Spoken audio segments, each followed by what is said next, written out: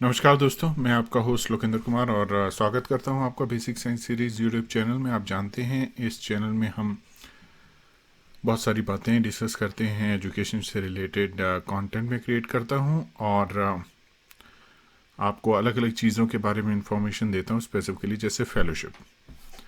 तो इस वीडियो का टाइटल आपने देख ही लिया है। इस पे मैं क्या करने वाला हूँ कि जो आपके क्वेश्चंस हैं specially on inspire fellowship video के ऊपर, उनके जो है आंसर दूंगा। और उनके जो आंसर जो मैं दूंगा वो आपको ये समझना होगा कि ये मेरी इंडिपेंडेंट अपनी राय होगी उसके ऊपर, जितनी भी इंफॉर्मेशन मेरे पास है अवेलेबल। इससे डीएसटी के द्वारा कोई इनपुट नहीं है या कोई और फाइनेंशियल एजेंसी कोई सपोर्ट नहीं कर रहा है। इस पे जो मेरा नॉलेज है वही मैं आपके साथ शेयर करूंगा जितना मुझे आइडिया है। और अगर आपको कुछ डाउट है तो आप खुद से भी सर्च कर सकते हैं, आप खुद भी सर्च कीजिए और उसके बाद जो है इन इंफॉर्मेशन के ऊपर बिलीव कीजिए। मैं कोशिश करता हूं कि आपको सही से सही इंफॉर्मेशन दे सकूं। मेरी जो इंफॉर्मेशन का जो दायरा है वो ज़रूरी नहीं है कि वो कंप्लीट हो, और मैं डीएसटी की तरफ से कोई मेरी तरफ से दिया हुआ कोई भी कमेंट और इंफॉर्मेशन वो आप ये ना समझिए कि डीएसटी की तरफ से आ रहा है। तो आइए दोस्तों, इस वीडियो में मैं क्या करने वाला हूं कि आप देख रहे हैं अभी स्क्रीन के ऊपर, आप देख सकते हैं कि जो आपके कमेंट्स हैं उनको मैं पढ़ूंगा और कोशिश करूंगा उनको आंसर करने की। यूजुअली बहुत मुश्किल होता है कि आपके जो जो क्वेश्चंस हैं उनका डिटेल में आंसर दे पाऊँ मैं, क्योंकि बहुत सारे क्वेश्चंस होते हैं और उनको डिटेल में आंसर करना और वो इन्फॉर्मेशन सही तरह से पहुंच पा रही है आपके पास, वो भी थोड़ा सा एक क्वेश्चन रह जाता है। तो मैंने सोचा कि इसके ऊपर मैं वीडियो बनाता हूँ और आपके एक एक क्वेश्चन को जो पढ़ता हूँ और उससे समझने की कोशिश करता हूँ। अगर मैं उसको सही ढंग से नहीं समझ पा रहा हूँ तो प्लीज़ आप कमेंट सेक्शन में वो क्वेश्चन दोबारा से पोस्ट कीजिए, और अगर आपको आंसर उसका मिल गया है तो वो भी आप पोस्ट कर सकते हैं। क्योंकि इस जो है जो चैनल का जो मेन मोटो है, मेन जो मकसद है दोस्तों, वो ये है कि आपके साथ एक इंटरेक्शन डेवलप हो, आपके क्वेश्चंस के जो आंसर दे सकूं, मैं आपको इन्फॉर्मेशन दे सकूं। ये एक वन वे इंफॉर्मेशन कम्युनिकेशन का जो है वो माध्यम बन के ना रह जाए कि मैं आपको बस बताए जा रहा हूं और आपकी जो इनपुट जो है वो मेरे वीडियोस में नहीं आ रही है और मैं आपको सही ढंग से उसकी इन्फॉर्मेशन नहीं दे पा रहा हूं। तो अभी आप कंप्यूटर स्क्रीन पे दोस्तों देख रहे हैं ये सारे क्वेश्चंस हैं। इसमें जो क्वेश्चंस ले रहा हूं मैं वो सबसे जो नीचे के जो क्वेश्चंस हैं वहां से शुरू करेंगे हम, और फिर हम जो है जो आपके जो लेटेस्ट क्वेश्चंस होंगे उनको उनको डिस्कस करेंगे। ओके, तो ये ऐसा लग रहा है कि मुझे जो ऊपर जो क्वेश्चंस हैं वो जो हैं वो सबसे पुराने हैं। तो ऐसा करते हैं, ऊपर से शुरू करते हैं और देखें कहाँ तक हम कवर कर सकते हैं। मुझे लग रहा है कि हम काफ़ी जो क्वेश्चंस हैं वो कवर कर पाएंगे दोस्तों इस वीडियो में। तो आइए दोस्तों शुरू करते हैं। क्वेश्चन एंड आंसर सेक्शन जो है वो शुरू करते हैं इस पर्टिकुलर फेलोशिप के लिए, क्योंकि इसमें बहुत सारे क्वेश्चंस जो हैं वो आ रहे हैं।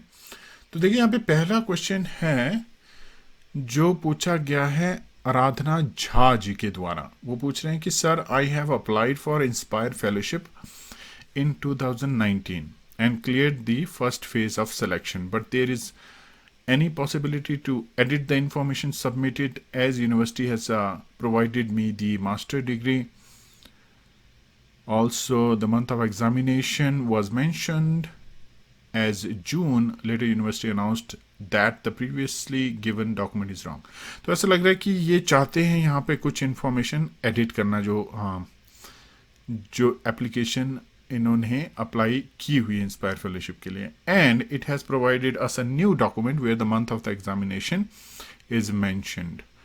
How to make change in the information which has already been given by me during application process. So अगर मैं इस क्वेश्चन को ठीक से समझ पा रहा हूँ तो इस क्वेश्चन में ये पूछा जा रहा है कि अगर कोई एप्लीकेशन आपने सबमिट की हुई है, अगर आप चाहते हैं उसमें एडिट करना, तो किस तरह से एडिट करें। तो दोस्तों, मेरी जो रिक्वेस्ट है वो आपसे सबसे पहले ये है कि जब आप एप्लीकेशन को तैयार करते हैं तो ध्यान दीजिए उसमें कि कोई गलती ना हो। कोशिश कीजिए। इस केस में मैं देख रहा हूँ कि जो है कैंडिडेट की कोई गलती नहीं लग रही है, इसमें यूनिवर्सिटी इन्वॉल्व है, तो ऐसी बहुत सारी सिचुएशन आ जाती है।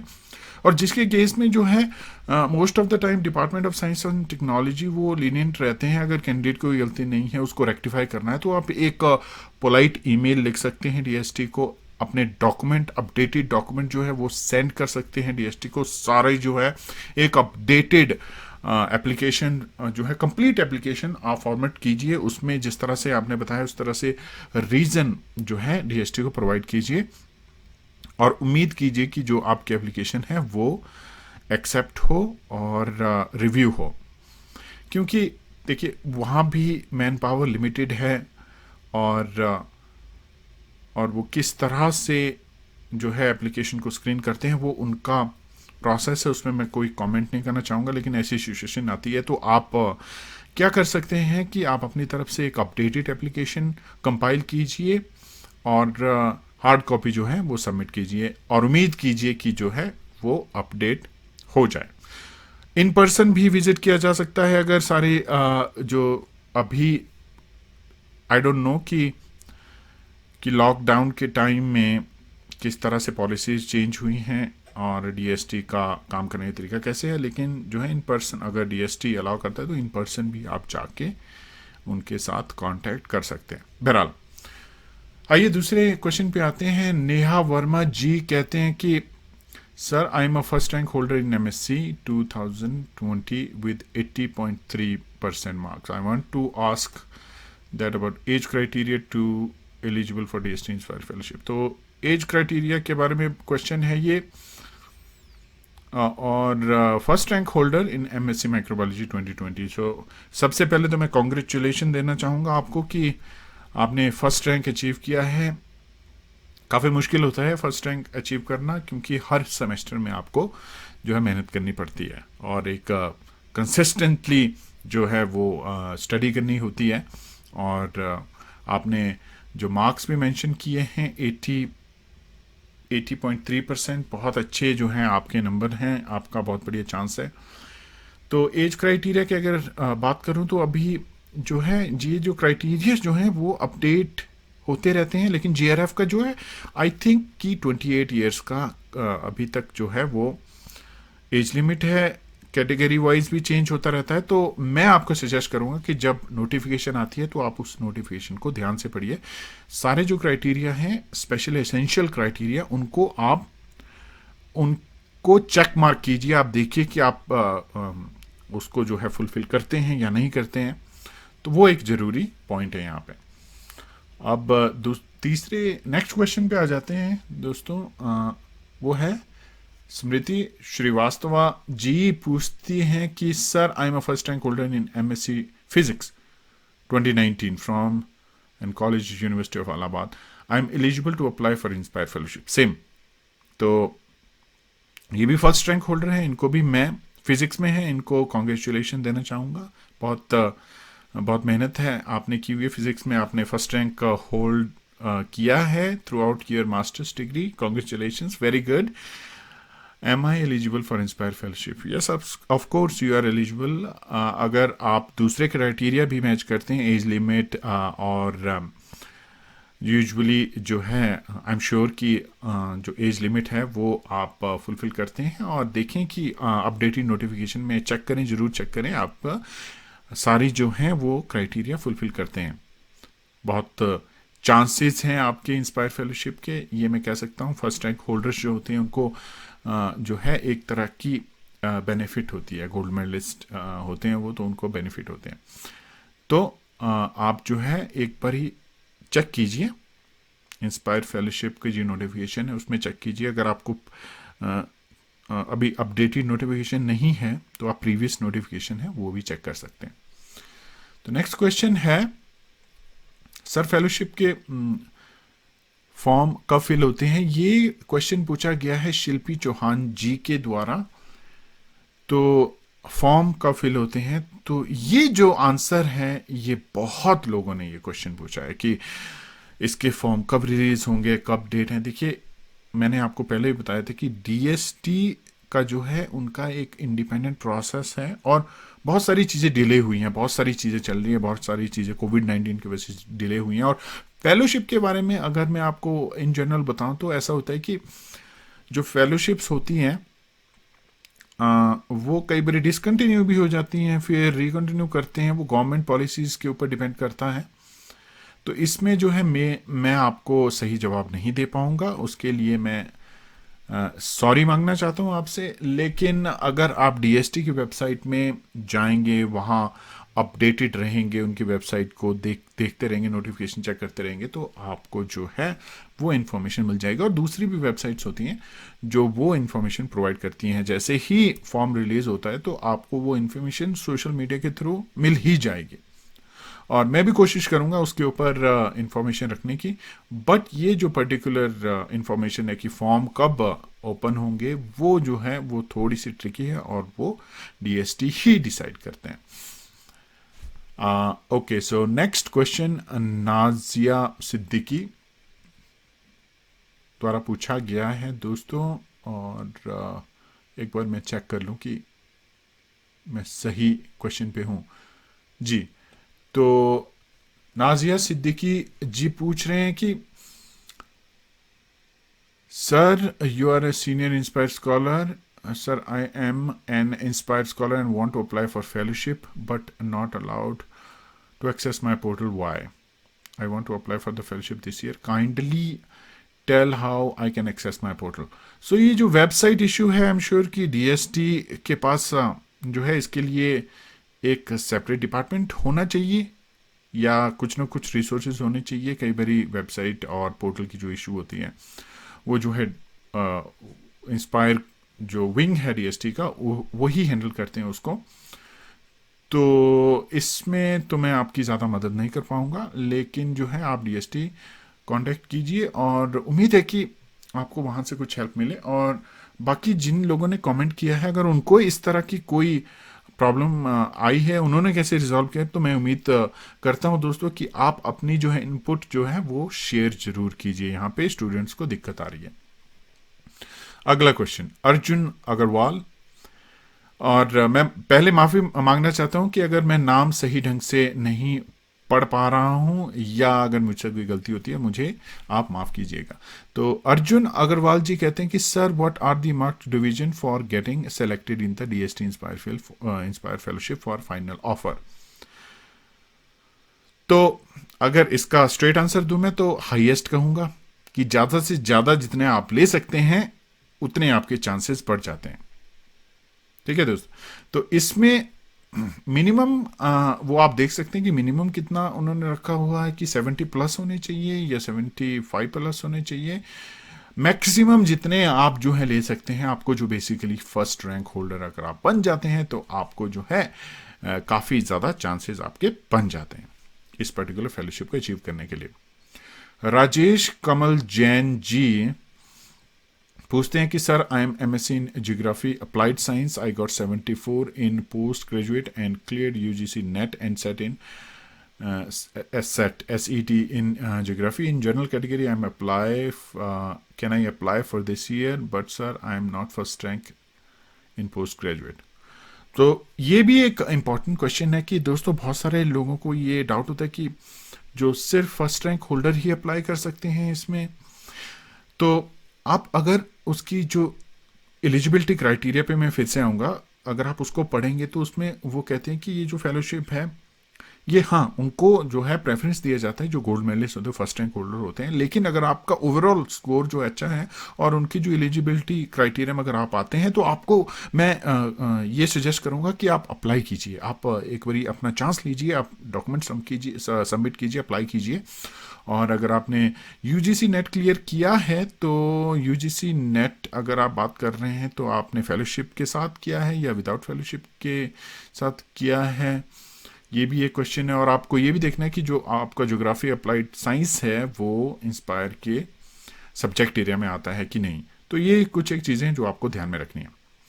अगला जो क्वेश्चन है दोस्तों वो सिद्धांत जी पूछ रहे हैं कि sir thank you for the information, I am inspired scholar and scored 7.25 GPA in MSc statistic this year November 2020। So recently इन्होंने अपने जो है मास्टर कंप्लीट किए हैं। What can I help for, when can I apply for inspire fellowship, should I start looking for a guide now, and Indian Institute of Science and other institutions are asking for online application for PhD admission, where they ask whether I have CSAR, GATE, Inspire. So should I select Inspire now, or do I need to follow some other procedure? तो काफ़ी detail question इन्होंने पूछा हुआ है। इस question में ये पूछ रहे हैं कि अभी जो है मैंने मास्टर कंप्लीट किया है, when can I apply for inspire fellowship, right. तो अब अप्लाई कब करना है, जब आपकी नोटिफिकेशन आएगी 2020 की तब आप अप्लाई कर सकते हैं। और गाइड जो है वो ढूंढने की प्रोसेस के बारे में पूछ रहे हैं। तो यस, इंस्पायर फेलोशिप के लिए आपके पास एक यूनिवर्सिटी होनी चाहिए, एक स्पेसिफिक गाइड होना चाहिए जो आपकी फेलोशिप एप्लीकेशन को सपोर्ट करे। जब आप ज्वाइन करते हैं तो आपको ज्वाइनिंग लेटर भी सबमिट करना होता है। और दूसरा ये कह रहे हैं कि मैं ये कहूँगा कि जितनी जल्दी हो सके आप गाइड तो जरूर ढूंढिए, कोशिश कीजिए, क्योंकि आपका जो एक एरिया होगा, एरिया में आपको पता होगा कि मैंने इस यूनिवर्सिटी से की है, मैं उस पर्टिकुलर यूनिवर्सिटी में जाना चाहता हूँ, या ये स्पेसिफिक यूनिवर्सिटीज़ हैं और उनमें जो स्पेसिफिक साइंटिस्ट हैं उनके अंडर काम करना चाहता हूँ, तो आप सबसे बात करने की ज़रूर कोशिश कीजिए। तो ये ज़रूरी है। तो आप मल्टीपल जगह बात करेंगे तो उसमें से जहाँ से आपको पॉजिटिव रिस्पॉन्स आता है वहाँ जो है आप अपनी फेलोशिप एप्लीकेशन को कंटिन्यू कर सकते हैं। तो यस, आपको जो है गाइड के बारे में जो है सोचना जरूर चाहिए, शुरू कर देना चाहिए। और इंडियन इंस्टीट्यूट ऑफ साइंस के बारे में उन्होंने कहा कि ऐसे बहुत सारे इंस्टीट्यूट हैं कि जो वो ढूंढ रहे हैं, अभी पीएचडी एडमिशन उन्होंने शुरू कर दी है, तो वो देखते हैं कि CSAR, गेट, इंस्पायर। तो देखिए, ये मैं कहना चाहता हूँ कि फेलोशिप जो है अगर आपके पास ऑलरेडी इन हैंड हो last year of your masters, तो बहुत वो चीज़ बहुत ज़रूरी है। क्योंकि आप CSAR नेट का टेस्ट अगर आप क्लियर कर लेते हैं, जल्दी क्लियर कर लेते हैं, तो आपको जो है जब आप इस तरह से एप्लीकेशन ओपन होती है तो इमीडिएटली आप जा सकते हैं कि मेरे पास ये पर्टिकुलर फेलोशिप है। तो अगर आप ऐसी जगह पे अप्लाई कर रहे हैं जहाँ पे ये चीज़ पूछी जा रही है, तो आपके पास वो चीज़ ऑलरेडी होनी चाहिए। CSAR नेट का जो है फेलोशिप होनी चाहिए, या गेट की, इंस्पायर की जो ये कह रहे हैं वो फेलोशिप आपके पास होनी चाहिए, तभी आप जाके वहाँ इंटरव्यू में जो है वो प्रेजेंट होंगे और वो आपको एंटरटेन करेंगे। नहीं तो वो एंटरटेन आपको नहीं करेंगे आपके पास अगर फेलोशिप नहीं होती है। तो मैं ये आपको सजेस्ट करूंगा कि अगर आपके पास फेलोशिप है तो आप जरूर जाइए, इंटरव्यू दीजिए और देखिए कि आपका जो है सिलेक्शन होता है या नहीं। अगर नहीं है तो आप जो है अप्लाई कीजिए और तब तक वेट कीजिए जब तक आपके पास ऑफर लेटर नहीं आ जाता है। बहरहाल तो ये था इनका प्रश्न। अगला जो क्वेश्चन है वो है, नैना जी पूछ रहे हैं कि sir can you please tell me fellowship forms are out or not for this year please, I'm a gold medalist in microbiology। तो ये सेम क्वेश्चन है, मैं इसका आंसर दे चुका हूँ। ये डिपेंड करता है DST के ऊपर, और उम्मीद करता हूँ कि वो जल्दी ही फॉर्म जो है इसके लिए ओपन करेंगे और आप लोग जो हैं उसमें पार्टिसिपेट जरूर करेंगे। और अच्छे ढंग से पार्टिसिपेट करना है दोस्तों, आपने एक बढ़िया एप्लीकेशन तैयार करनी है। बहरहाल तो अगला जो क्वेश्चन है, आकाश जी पूछ रहे हैं कि sir can I know the age limit for the fellowship, can engineering stream can apply. Okay, तो यहाँ पे थोड़ा सा आपको देखना पड़ेगा कि जो सब्जेक्ट एरिया है, क्योंकि इंजीनियरिंग वालों के लिए स्पेशली सर्व जो है वो इंडियन गवर्नमेंट का एक स्पेसिफिक अलग से यूनिट है जहाँ पे बहुत सारी अपॉर्चुनिटीज़ इंजीनियरिंग कैंडिडेट्स के लिए होती है। ये department of science and technology में भी मुझे लगता है कि इंजीनियरिंग के लिए अपॉर्चुनिटीज़ हैं, बट अगर आप स्पेसिफाई कर पाएंगे किस फील्ड में आप इंजीनियरिंग कर रहे हैं तो वो एक इम्पॉर्टेंट है। और एज लिमिट और स्पेसिफिक सब्जेक्ट क्राइटेरिया तो अपडेटेड नोटिफिकेशन में आप चेक कर सकते हैं। तो इसमें जो है मैं आपकी ज़्यादा हेल्प नहीं कर पाऊँगा, क्योंकि मुझे भी पूरा आइडिया नहीं है कि इंजीनियरिंग स्ट्रीम के कौन कौन से जो सब्जेक्ट्स हैं वो जो हैं वो इंस्पायर फेलोशिप के अंडर आते हैं। चलिए देखिए, मैं कोशिश करूंगा सर्च करने की और आपको जवाब देने की कोशिश करूंगा अगर मुझे कोई इन्फॉर्मेशन मिलती है तो। अगला जो क्वेश्चन जो है वो है इंद्रिला मजुमदार जी पूछ रहे हैं कि in my class the strength is 9, am I eligible for DST inspire fellowship. अगर आपकी क्लास में स्ट्रेंथ कम है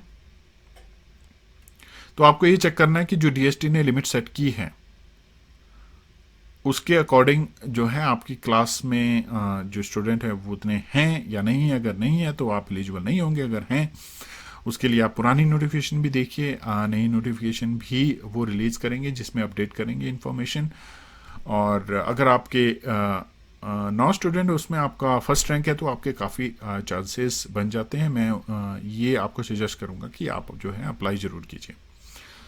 अगला जो क्वेश्चन है अर्जुन अग्रवाल जी पूछ रहे हैं कि sir after uploading the documents for DST inspire fellowship stage 2 after submitting it is showing that PhD admission details saved successfully, do it mean the documents are submitted. तो ये बहुत ही जनरल क्वेश्चन है। कई बार हम एप्लीकेशन सबमिट करते हैं तो या एप्लीकेशन प्रिपेयर करते हैं तो हमें ये डाउट रहता है कि हमने सबमिट तो नहीं कर दिए। तो यहाँ पे जो मैसेज आपको दिख रहा है कि सेव्ड सक्सेसफुली आता है, तो इस केस में मैं ये आपको बता सकता हूँ जितना मेरे को फॉर्म फिल करने का एक्सपीरियंस है कि अभी जो आपकी एप्लीकेशन सिर्फ सेव हुई है, सबमिट नहीं हुई है। अगर आपने सबमिट कर दी है तो इस तरह से मैसेज आना चाहिए कि सबमिटेड सक्सेसफुली, और उसके बाद जो है आप एडिट नहीं कर सकते अपनी एप्लीकेशन। ये भी एक इम्पॉर्टेंट पॉइंट रहता है। तो आप चेक कीजिए थोड़ा सा, आप उसमें थोड़ा आपको एक्सप्लोर करना पड़ेगा वेबसाइट पे, तो आपको जो है वो इन्फॉर्मेशन क्लियर होगी। अगला जो क्वेश्चन है दोस्तों विदुषी गुप्ता जी पूछ रहे हैं कि sir I M university topper in MSc chemistry, when will be the inspire fellowship form for PhD आप। सबसे पहले तो आपको कॉन्ग्रेचुलेशन दूंगा मैं कि आपने जो है टॉप किया है MSc केमिस्ट्री में, वेरी गुड। जो फॉर्म से रिलेटेड क्वेश्चंस जो पूछे जा रहे हैं उनका मैं आंसर दे चुका हूं और वही सेम मेरा आंसर रहेगा। उम्मीद है कि जल्दी रिलीज हो। अगला जो क्वेश्चन है शमिक चंदा जी पूछ रहे हैं कि इंस्पायर फेलोशिप 2020 नोटिफिकेशन रिलीज हुआ है क्या? सेम क्वेश्चन, उम्मीद है जल्दी होगा। अगला जो क्वेश्चन है भावना सिंह जी पूछ रहे हैं कि I have completed my MSc in 2017, is I am eligible. Okay, तो 2017 में अगर आपने कंप्लीट किया है तो आपको जो है अपनी एज लिमिट का जो है वो चेक करना पड़ेगा। अपडेटेड नोटिफिकेशन में आप चेक कीजिए और जो भी आपकी डेट ऑफ बर्थ है उससे अकॉर्डिंग आप कैलकुलेट करके देखिए कि अगर आप एलिजिबल हैं या नहीं।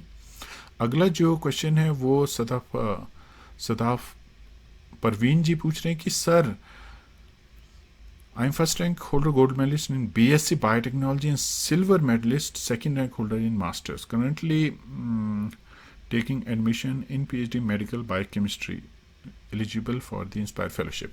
ओके, अगर आपने BSc में अच्छा रैंक लिया है तो और MSc में भी आपका सेकंड रैंक है तो आप जो है आपके चांसेस काफ़ी हैं।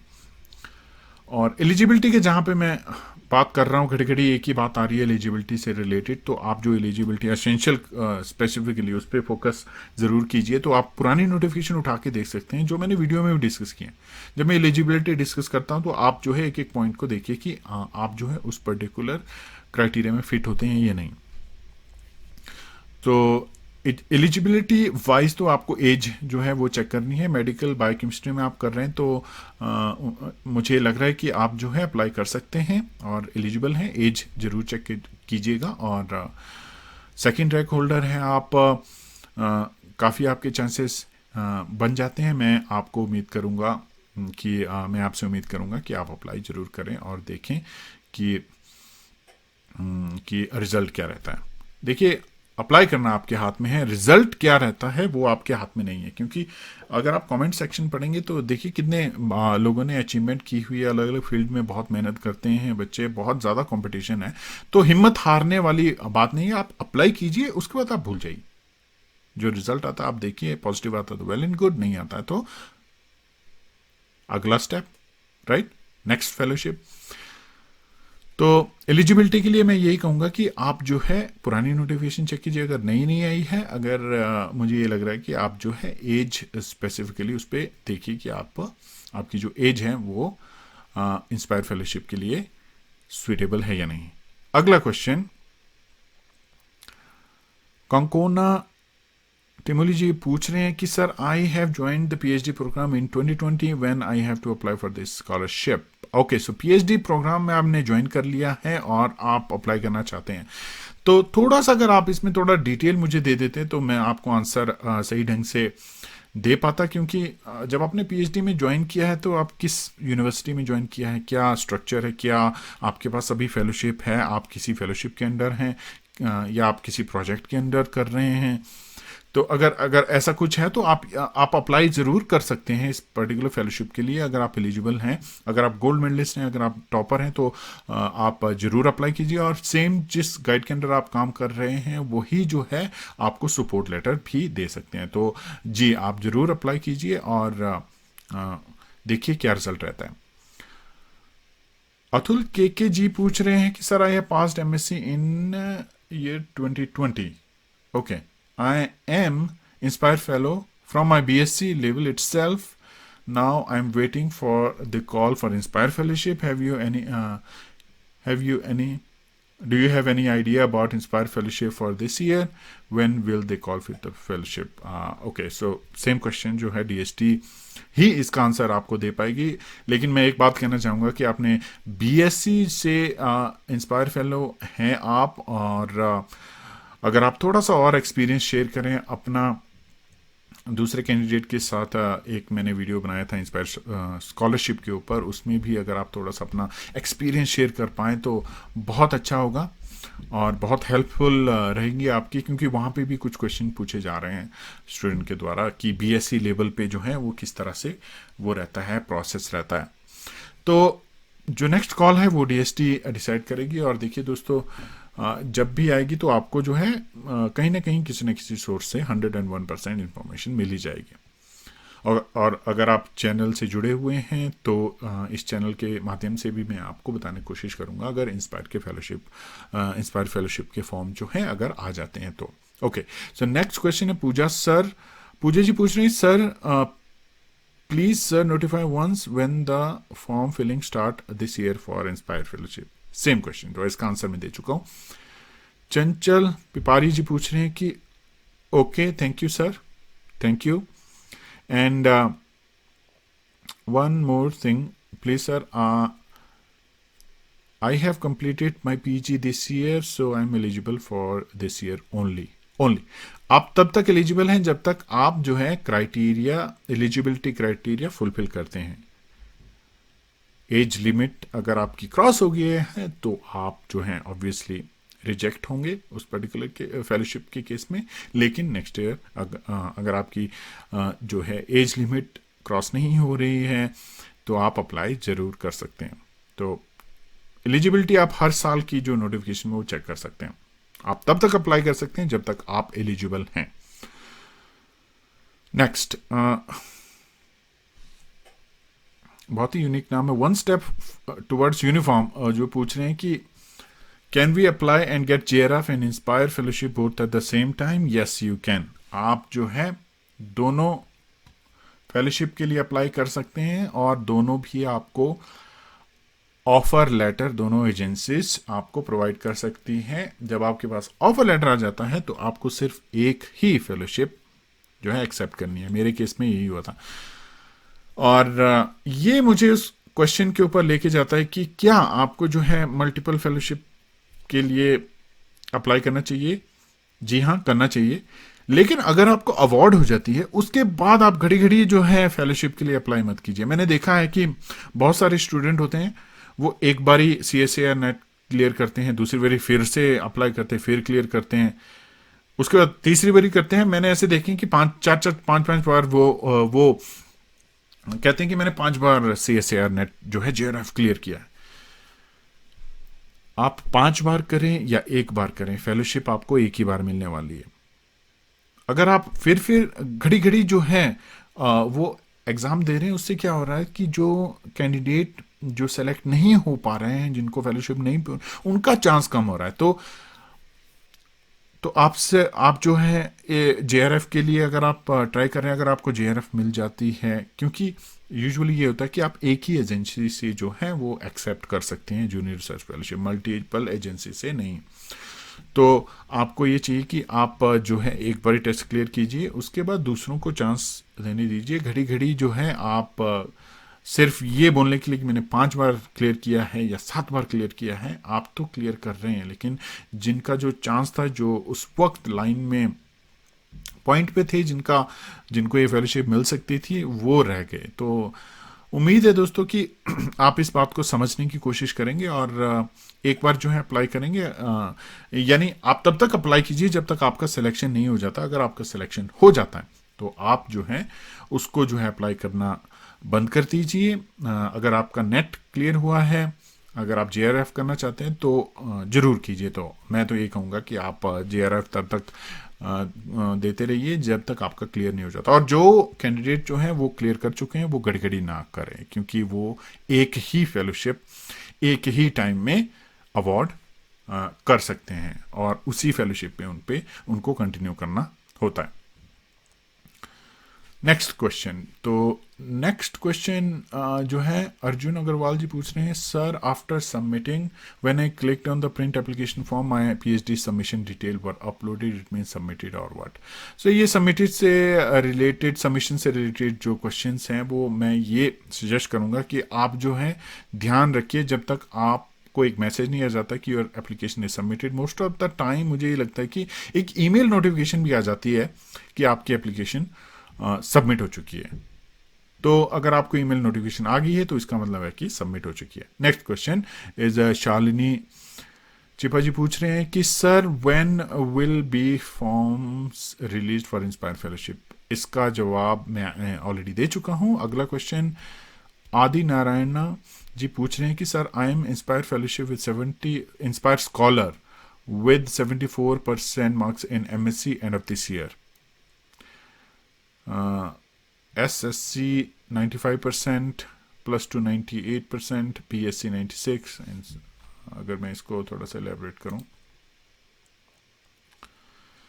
तो इन्होंने डिटेल दी हुई है अपने मार्क्स की, जो कि एक बहुत अच्छी बात है। देखिए बहुत बढ़िया आपने जो है मेहनत करके बहुत अच्छे आपके मार्क्स हैं और इस ईयर आपका जो है वो कंप्लीट होने वाली मास्टर्स। तो एलिजिबिलिटी के लिए तो एलिजिबिलिटी तो यूजुअली जो उन्होंने मैं ऑलरेडी डिस्कस कर चुका हूँ वो रहती है। मार्क्स आपके जो हैं आई थिंक आप एलिजिबल हैं, आप अप्लाई कीजिए और आपके जो है प्रीवियसली भी आप इंस्पायर्ड स्कॉलर्स हैं तो आपके काफ़ी चांस पड़ जाते हैं। ये आपने इंफॉर्मेशन नहीं दी कि आपने जो है टॉप रैंक अचीव किया है या नहीं किया। अगर किया है तो वेल एंड गुड, आपके चांसेस बहुत ज़्यादा हैं। अगर नहीं किया है तो आप फिर भी मैं आपको सजेस्ट करूंगा कि आप जो है अप्लाई ज़रूर कीजिए। Next question Parul Sharma, hello sir, I am shortlisted at first stage for inspire fellowship and then they gave me time of 1 year to take admission in PhD, and I also got admission in university, but my university registration is not complete yet because it take time, and we got admission in the coursework first. What can I do for this, sir, because my award letter will expire in 2021? Okay, ये जो discussion है ये आपको अपनी university से जल्दी करनी है। स्पेशली एडमिनिस्ट्रेशन ब्लॉक में जाके आप एडमिनिस्ट्रेशन डिपार्टमेंट जो है आपका, वहाँ पे जाके सीनियर अथॉरिटी से आप बात कीजिए, अपना जो है केस इमीडिएटली डिस्कस कीजिए। आपको जो है जो उनकी एंड डेट होती है उससे पहले ज्वाइनिंग लेटर भेजना होता है। उनको बोलिए कि आपने ज्वाइन कर लिया है और आप जो इंस्पायर का जो ज्वाइनिंग फॉर्मेट है उसको जो है आप फुलफिल कीजिए और जो भी इंफॉर्मेशन आपको चाहिए अपनी यूनिवर्सिटी से लीजिए, उनको वो इंफॉर्मेशन देनी चाहिए। तो before expiring your letter, you should be able to send your joining letter to the DST. तो आपको जो है, जो लेटर जो है वो जल्दी से जल्दी जो है डीएसटी में, मेरा सजेशन यही है कि आप जो है जल्दी से जल्दी जो है डीएसटी को इन्फॉर्मेशन भेजिए कि मैंने ज्वाइन कर लिया है, ये यूनिवर्सिटी है और ये इन्फॉर्मेशन है, तो आपका जो है ऑफर लेटर एक्सपायर नहीं होगा. Next question, how much amount from JRF CSAR net save for family. Okay, तो ये जो क्वेश्चन ऐसा है कि बहुत सारे लोगों को ये क्वेश्चन रहते है कि आपके पास फेलोशिप है, आप कितना सेविंग करते हैं फैमिली के लिए और क्या ये अमाउंट सफिशिएंट है. JRF का जो अमाउंट है वो अपडेटेड हुआ है रिसेंटली. आपको पता होगा कि हमारे टाइम में मुझे याद है कि 16,000 रुपये JRF की सैलरी होती थी, 18,000 रुपये SRF. उसके बाद अपडेट हुआ, काफ़ी इंक्रीज़ हुआ अमाउंट. और सेविंग की जहाँ तक मैं बात करूँ तो फेलोशिप जो होती हैं वो सैलरी तो उतनी प्रोवाइड आपको करते नहीं हैं, लेकिन अगर आप कोशिश करें तो आप काफ़ी सेव भी कर सकते हैं अपनी फेलोशिप से. अगर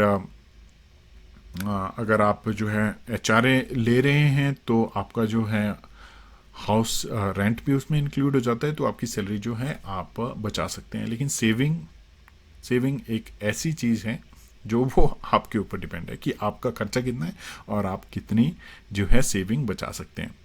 लेकिन ये है कि आपका जो है टोटल अमाउंट जो है कवर हो जाता है, एक्सपेंस कवर हो जाते हैं आराम से, तो आपके ऊपर फाइनेंशियल बर्डन नहीं रहता है. ये मैं आपको अपने एक्सपीरियंस से बता सकता हूँ. अर्जुन अग्रवाल जी फिर से क्वेश्चन पूछ रहे हैं कि sir how do form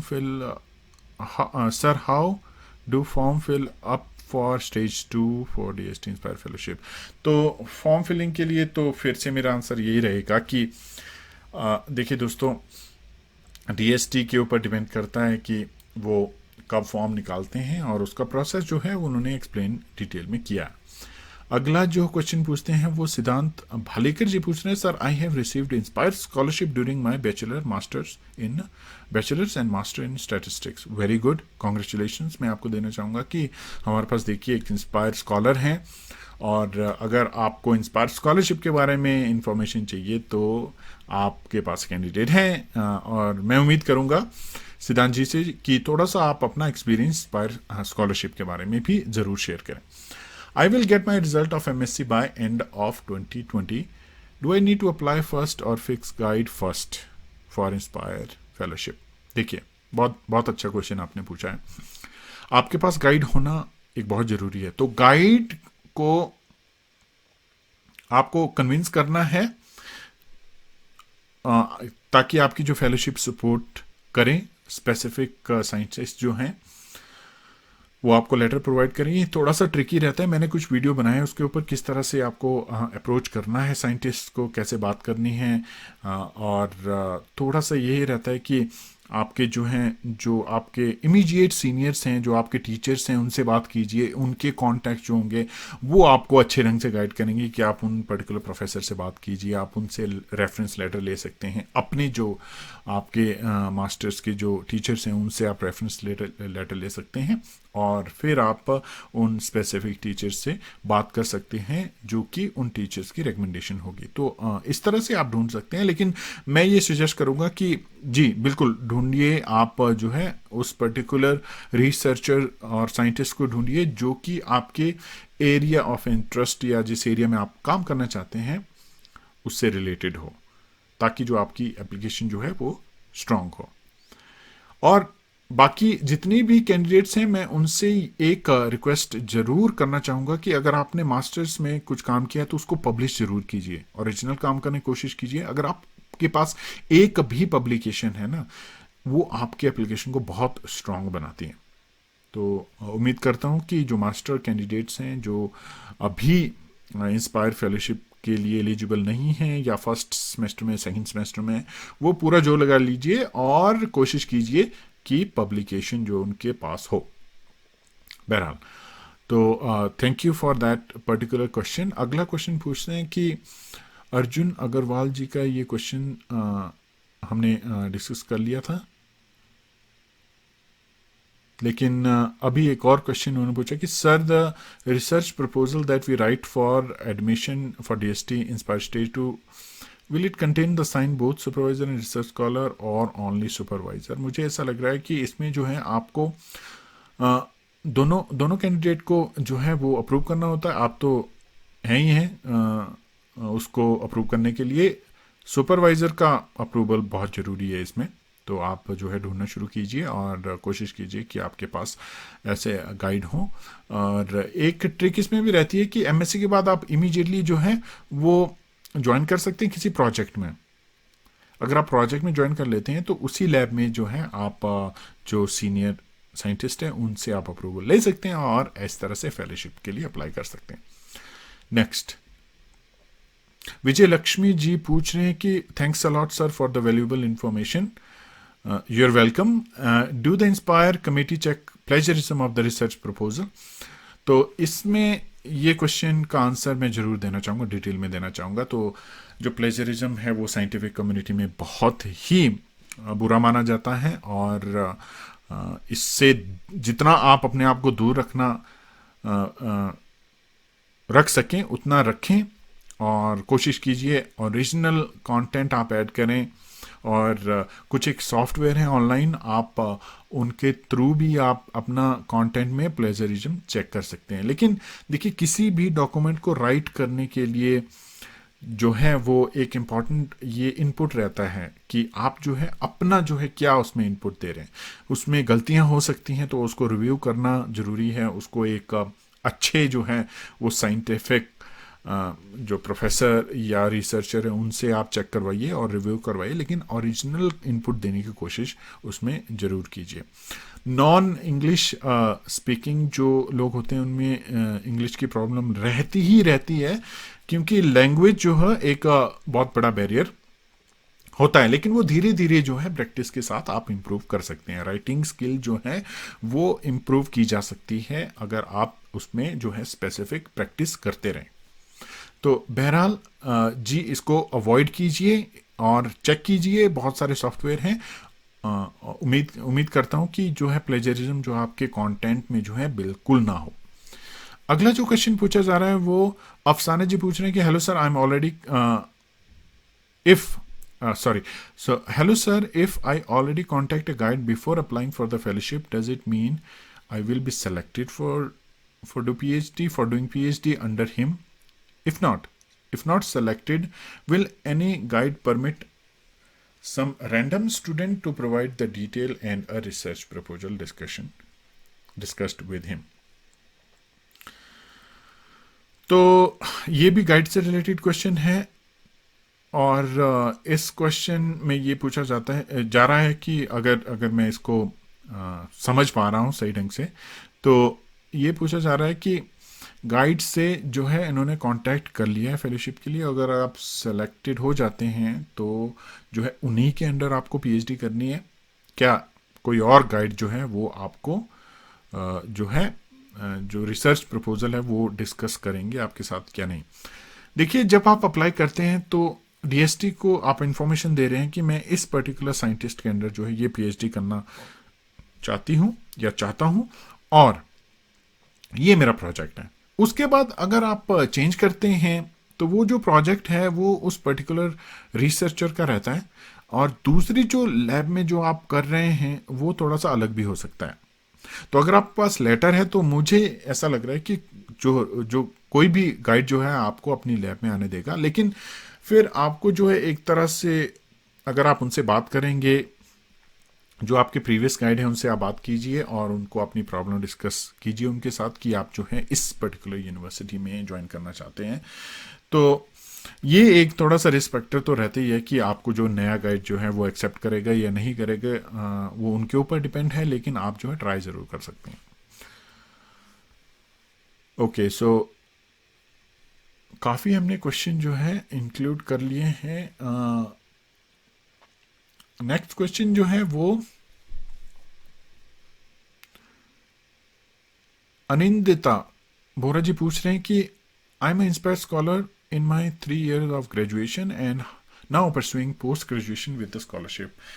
Am I eligible or having some extra benefit of having the inspire fellow having the fellowship in future? Okay, तो अगर आप ऑलरेडी इंस्पायर कंपोनेंट में ऐड हो गए हैं तो as per inspire fellowship information जो अभी तक मैंने पढ़ी हुई है वो थोड़ा सा वर्टिकल जो है प्रमोशन को थोड़ा प्रमोट करते हैं, क्योंकि जो पहले से जो स्टूडेंट को वो फंड करते आ रहे हैं वो चाहते हैं कि वो स्टूडेंट आगे जाएं जरूर, लेकिन अगर आपकी जो है परफॉर्मेंस नीचे जा रही है तो ये आपके लिए बहुत खतरनाक हो सकता है कि आपको पहले उन्होंने सपोर्ट किया, उसके बाद आपकी परफॉर्मेंस नीचे जा रही है, तो वो एक डेंजरस साइन हो जाता है उनके लिए। तो मैं कहूँगा कि पॉजिटिव भी है नेगेटिव भी है। अगर पॉजिटिव इसलिए है कि अगर आप अच्छा कर रहे हैं, आपने इंप्रूवमेंट दिखाई है, तो आपके चांसेस जो है काफ़ी अच्छे हो जाते हैं इसमें।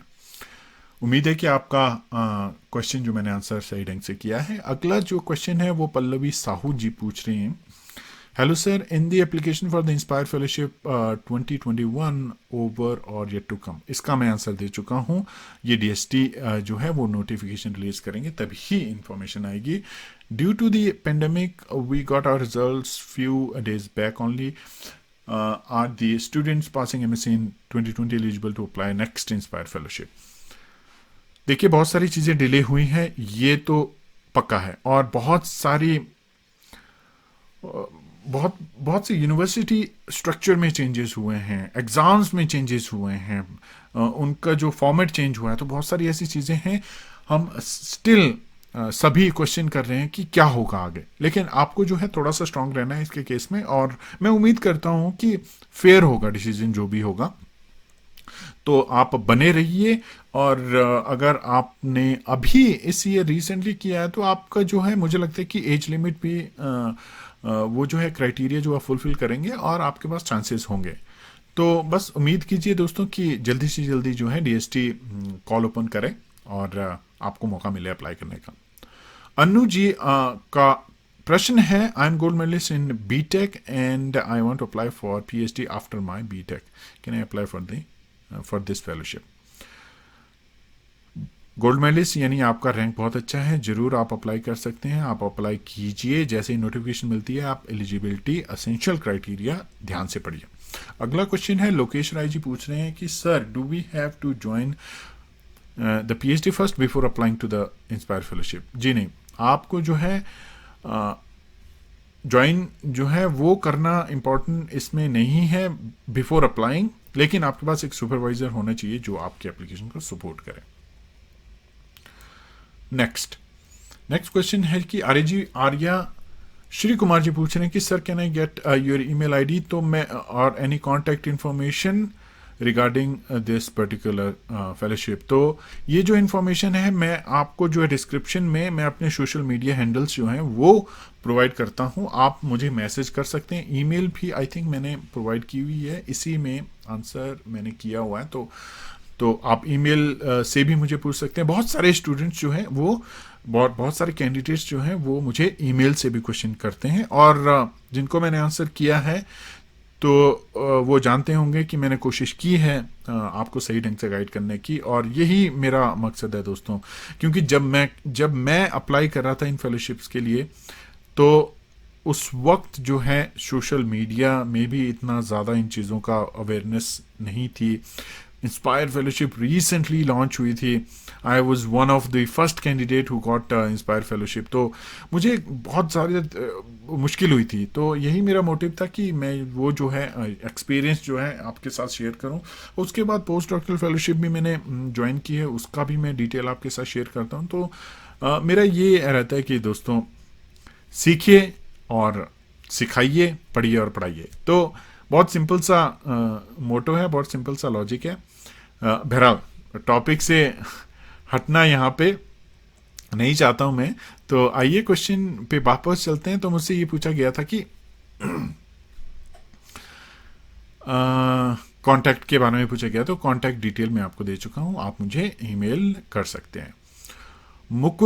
मुकुल जी पूछ रहे हैं sir when will form for 2020 will be released? Same question, तो इसके बारे में ऑलरेडी हम डिस्कशन कर चुके हैं।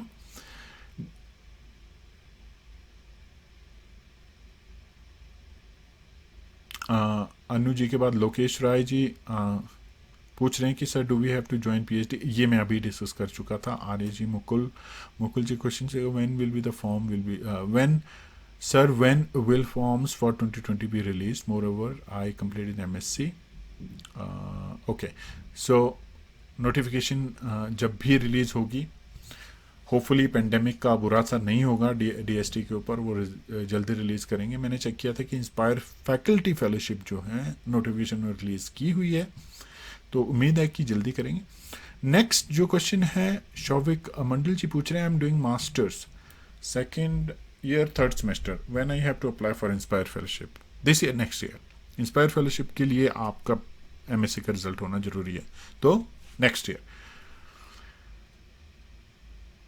दविष्मिता नायक जी पूछ रहे हैं कि सर डेट बताइए, तो डेट के लिए तो मैं ऑलरेडी ये चीज़ डिस्कस कर चुका हूँ कि मेरे पास वो इन्फॉर्मेशन नहीं है, तो आप इंस्पायर की फेलोशिप जो है उसकी वेबसाइट चेक कीजिए।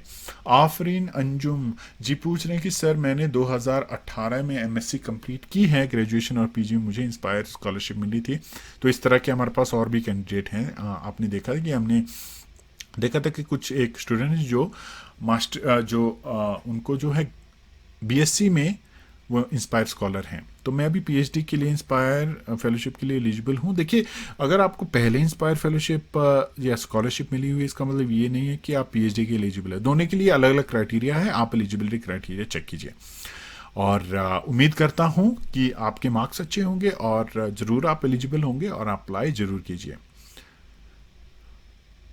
नेक्स्ट जो क्वेश्चन पूछा है, शिभिया ओक्रम जी पूछ रहे हैं कि sir I have completed MSc this year but my certificate and exam is result is not out, तो इज एग्ज़ाम इज नॉट, तो मुझे लग रहा है कि ये लिखना चाहते हैं कि अभी रिजल्ट नहीं आया है, am I eligible to apply for this fellowship.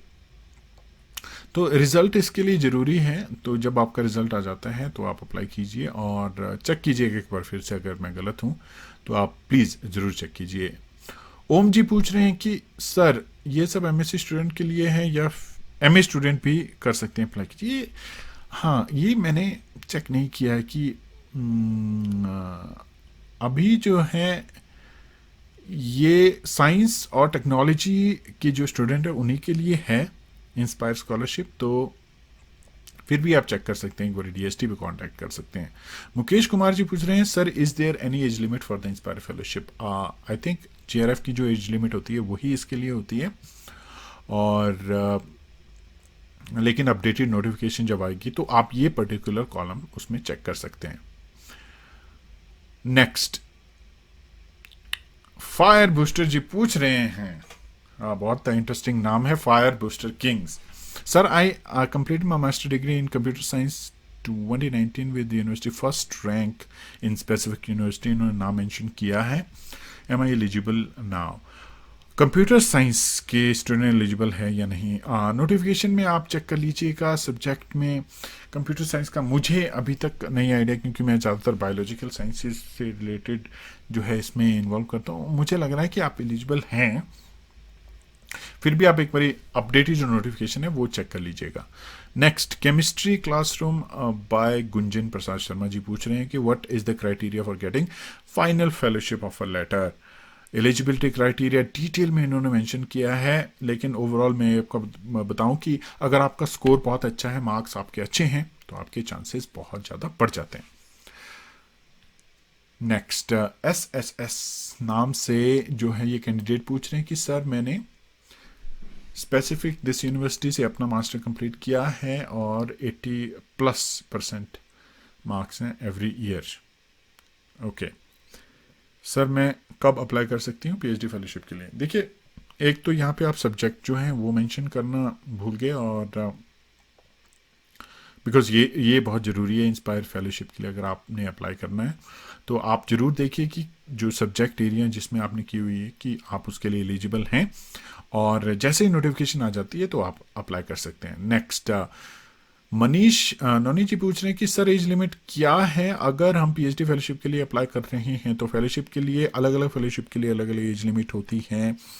बहरहाल जीआरएफ के लिए 28 साल है मुझे लग रहा है, फिर भी आप चेक कीजिएगा।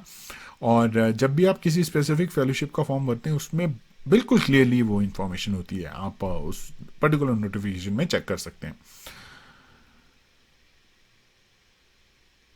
पूजा बी के जो है वो पूछ रहे हैं sir, forms already out for 2020, ये बहुत सारे लोग पूछ रहे हैं, तो उम्मीद है दोस्तों जल्दी जो है वो डीएसटी इसके बारे में कुछ करेंगे। नितेश पानवर जी पूछ रहे हैं सर, ये स्टेट यूनिवर्सिटी में मिलता है या फिर सेंट्रल यूनिवर्सिटी में? तो स्टेट यूनिवर्सिटी या सेंट्रल यूनिवर्सिटी, अगर आपकी यूनिवर्सिटी एफिलिएटेड है, अच्छी यूनिवर्सिटी है, ये दोनों यूनिवर्सिटी में आप इसको जो है वो अवार्ड ले सकते हैं इस पर्टिकुलर फेलोशिप का, और आप जो है अप्लाई कर सकते हैं। एमपी चौहान जी पूछ रहे हैं sir, I have good record but I am a PhD student second year, can I have some advantage? पहले तो आप अपनी एज लिमिट चेक कर लीजिए, क्योंकि अगर आप second year of PhD student हैं तो आपकी जो है थोड़ा सा आप मेरे ख्याल जो है उस पर्टिकुलर लाइन को क्रॉस ही ना कर गए हो, एज लिमिट की लाइन को है, ये चेक कर लीजिए। लेकिन यस, आपके पास एक्सपीरियंस होगा, आप अच्छा प्रोजेक्ट लिखेंगे, आपका प्रोजेक्ट बढ़िया होगा, आपके पास ऑलरेडी सुपरवाइज़र हैं, तो बहुत सारी एडवांटेज है। बट जो है आप जो है बाकी सारी चीज़ें भी चेक कीजिए, लेकिन मास्टर्स में जो आपके मार्क्स हैं वो बहुत इंपॉर्टेंट होते हैं।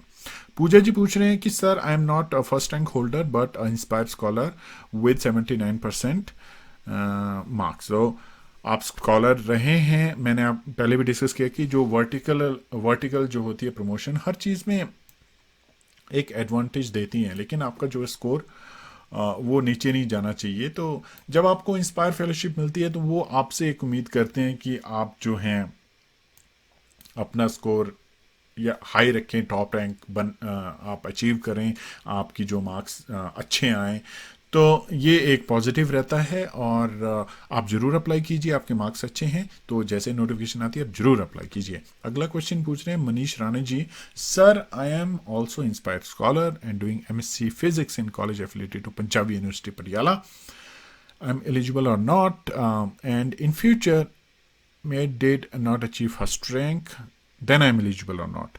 तो फर्स्ट रैंक एक जो है आपको एज देता है फॉर श्योर। अगर आपके मार्क्स अच्छे हैं और आप फर्स्ट रैंक होल्डर नहीं हैं, फिर भी आपको मेरा सजेशन यही है कि आपको जो है अप्लाई करना चाहिए और देखना चाहिए कि आपका जो स्कोर क्या रहता है। ओके, नेक्स्ट क्वेश्चन जो है देविस्मिता नायक जी पूछ रहे हैं, एमएससी मैथमेटिक्स में 84.55% मार्क्स हैं, तो बहुत बढ़िया मार्क्स हैं आपके, बहुत बढ़िया सब्जेक्ट में आप जो हैं वो स्टडी कर रहे हैं। मैथमेटिक्स बहुत वैल्यूएबल सब्जेक्ट है, तो आप अप्लाई कीजिए और उम्मीद कीजिए कि आपका सिलेक्शन हो। अगला क्वेश्चन जो है नीलेश यादव जी पूछ रहे हैं, sir what is the procedure when candidate name is not in the recommended list?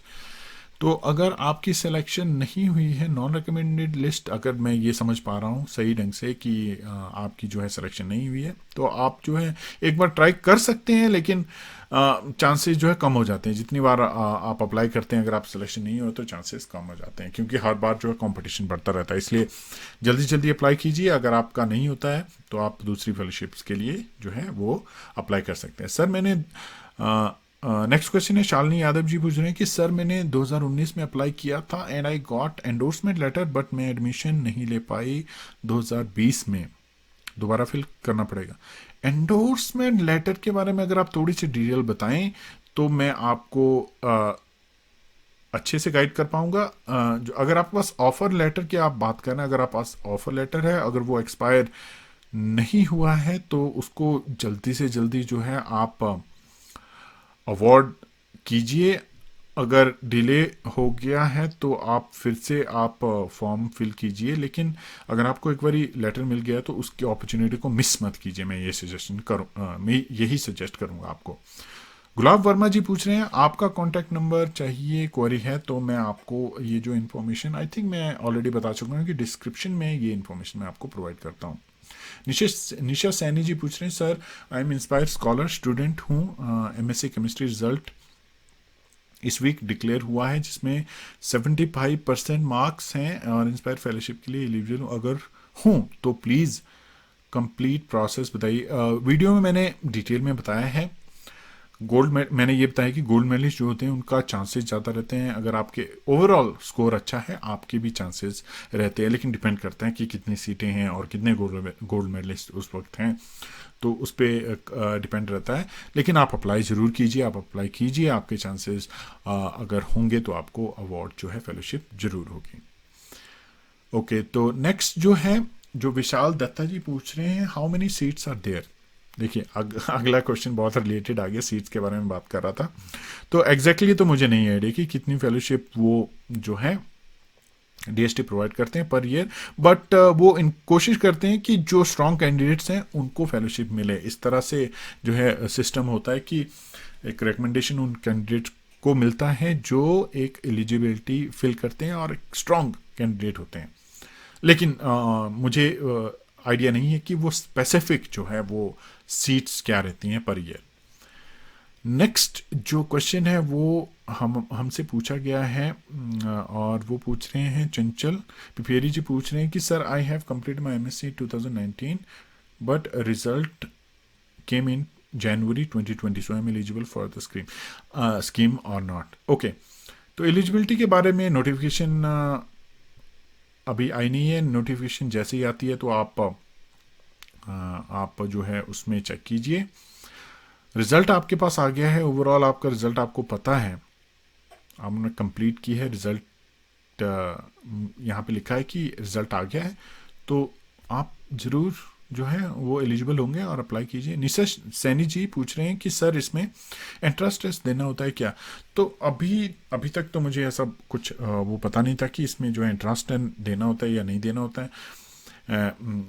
नहीं होता है इसमें टेस्ट, लेकिन इसमें बहुत सारी चीज़ें चेंज होती रहती हैं। स्कॉलरशिप में नाम इनके चेंज होते रहते हैं, बहुत सारी चीज़ों के नाम चेंज हो जाते हैं यहाँ पे, तो फिर स्कॉलरशिप है तो देखिए क्या होता है। लेकिन मेरे आइडिया में अभी तक तो ऐसा कुछ है नहीं। जो है एंट्रेंस टेस्ट जो आपको CSAR UGC की जो फेलोशिप होती है उसमें देना होता है और उसके लिए आपको अच्छे ढंग से मेहनत करनी होती है। तो ये एक अल्टरनेटिव होता है उस पर्टिकुलर फेलोशिप के लिए जो किसी रीज़न से नहीं कर पाते, क्योंकि CSAR और UGC नेट की जो फेलोशिप होती है वो बहुत कॉम्पिटिटिव होती है। तो DST का इस तरह से ये कंपोनेंट बनाया गया था कि जो स्कॉलर हैं जो अपने सब्जेक्ट एरिया में बहुत बढ़िया करते हैं उनको प्रमोट करने के लिए ये स्कीम बनाई गई थी।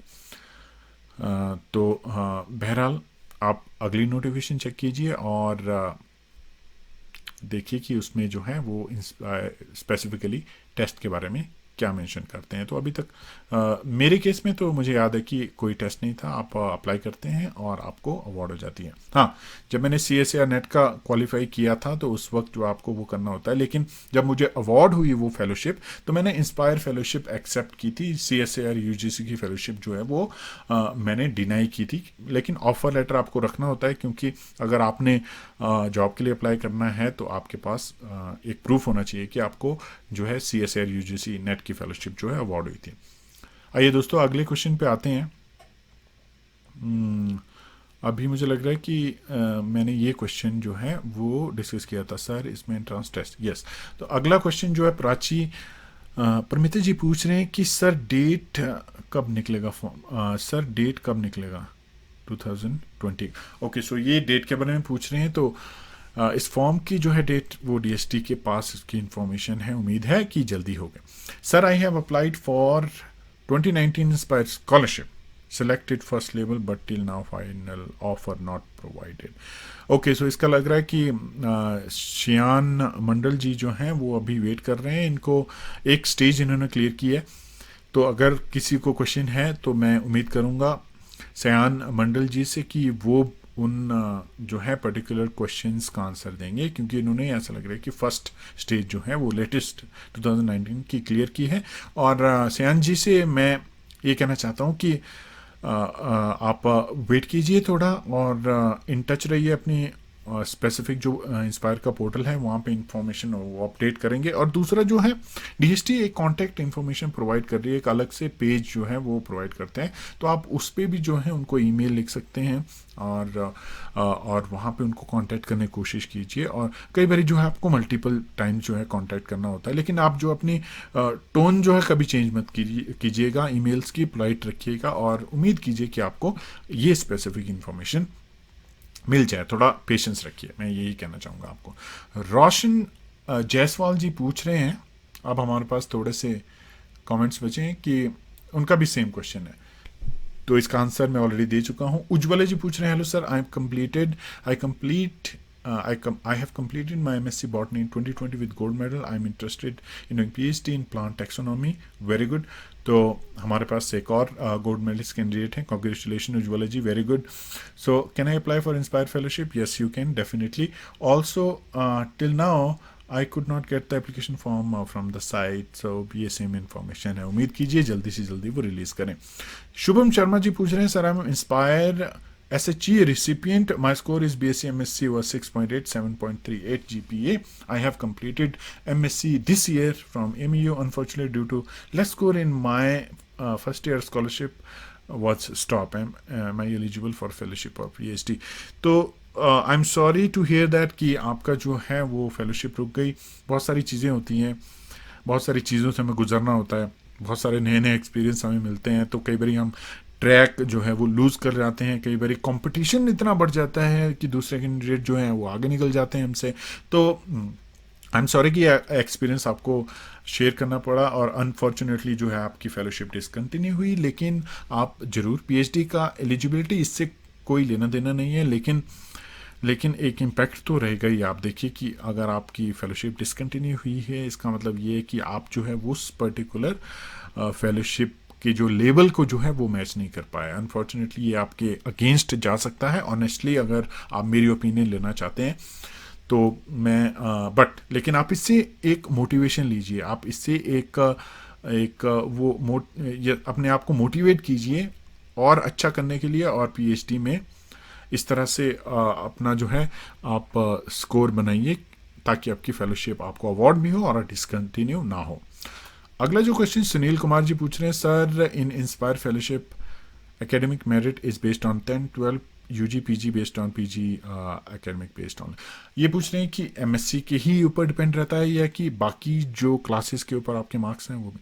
तो मैं आपको टोटल ये बताने वाला हूँ कि देखिए on the basis of my experience कि जो आपका स्कोर रहता है इंस्पायर फेलोशिप में वो तो एक बहुत इंपॉर्टेंट फैक्टर रहता ही है, लेकिन ओवरऑल जो आपका जो एकेडमिक ग्राफ है, आपके मार्क्स हैं, वो भी एक important, significantly important criteria provide करते हैं। तो सभी का एक वेट रहता है, उसके बेसिस के ऊपर आपको मार्क्स मिलते हैं, लेकिन सबसे ज़्यादा इम्पैक्ट इसमें रहता है जो आपका पोस्ट ग्रेजुएशन में आपने कितने मार्क्स लिए। अगला जो शिवम पाल जी पूछ रहे हैं, गुड इवनिंग सर मैंने अपनी ग्रेजुएशन पोस्ट ग्रेजुएशन दोनों में इंस्पायर स्कॉलरशिप HNB यूनिवर्सिटी से कंप्लीट किया। मेरा इस ईयर MSc फाइनल हो गया जिसमें 84% मार्क्स ओवरऑल मुझे मिले। क्या मैं इंस्पायर स्कॉलरशिप के लिए फॉर PhD एलिजिबल हूँ और मुझे आगे कैसे अप्लाई करना है? तो सबसे पहले तो वेरी गुड, कॉन्ग्रेचुलेशंस कि आप देखिए आपने इंस्पायर स्कॉलरशिप का जो कंपोनेंट है उसका बेनिफिट आपको मिला है, तो और आपने बहुत बढ़िया रैंक, बहुत बढ़िया मार्क्स जो है अचीव किए हैं। और आपने ये नहीं बताया कि आप गोल्ड मेडलिस्ट हैं या नहीं, यानी फर्स्ट रैंक होल्डर आपने अचीव किया है या नहीं। देखिए फर्स्ट रैंक होल्डर की जहाँ तक बात आती है तो सभी ये कहते हैं कि उन्हीं को ही क्यों इस तरह से सपोर्ट किया जा रहा है कि रैंक का क्या इंपॉर्टेंट है। तो कहीं ना कहीं कोई ना कोई क्राइटेरिया तो आपको रखना पड़ेगा दोस्तों। देखिए, और ये इसीलिए बनाया गया था कि जो फर्स्ट रैंक होल्डर हैं वो कहीं ना कहीं किसी ना किसी तरीके से मेहनत करके ही वो रैंक अचीव कर रहे हैं, हर साल कर रहे हैं। तो इसका मतलब ये नहीं कि जो सेकंड रैंक होल्डर है वो कम इंटेलिजेंट है, नहीं, बिल्कुल नहीं। इंटेलिजेंट सभी है और सभी को ही अप्लाई करना चाहिए। और कई बार बहुत एक बढ़िया प्रोजेक्ट जो है वो सेकंड रैंक होल्डर या थर्ड रैंक होल्डर भी लिख जाते हैं। तो मैं उम्मीद करता हूँ अगर आपको लग रहा है कि आपके चांसेस हैं और आपको पीएचडी करनी है और आपका इंटरेस्ट है, आपको अप्लाई करना चाहिए और एक बढ़िया प्रोजेक्ट लिख के ज़रूर करना चाहिए। तो इसमें इस क्वेश्चन का मैं आंसर देना चाहूँगा कि आप एलिजिबिलिटी क्राइटेरिया चेक कीजिए और एप्लीकेशन का प्रोसेस डिटेल में जो ऑनलाइन आजकल हो गई है उसमें आप उसको पढ़िए। वेबसाइट पे पूरा डिटेल में इंफॉर्मेशन दिया होता है जो भी डॉक्यूमेंट आपने सबमिट करने हैं।